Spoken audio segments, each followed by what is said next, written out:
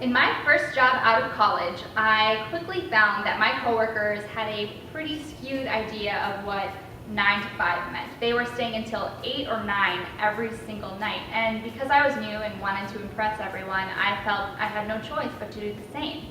The problem with that? Well, obviously, if you're staying until 8 or 9 every single day, that becomes the norm, and if you choose to try to leave around 5:30 or 6 one night, you may be perceived as not working hard enough. Obviously, in a company that cares about you and has a good culture, that wouldn't be the case, but it's still important to talk about establishing boundaries, figuring out what's most important to you.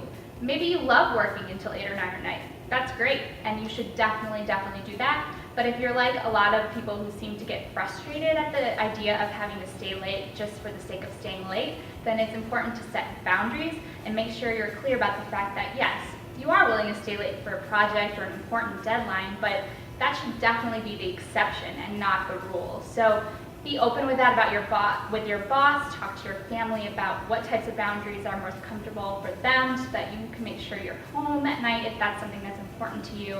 Whatever it is, just make sure that you're clear about that from the beginning to avoid trouble later on.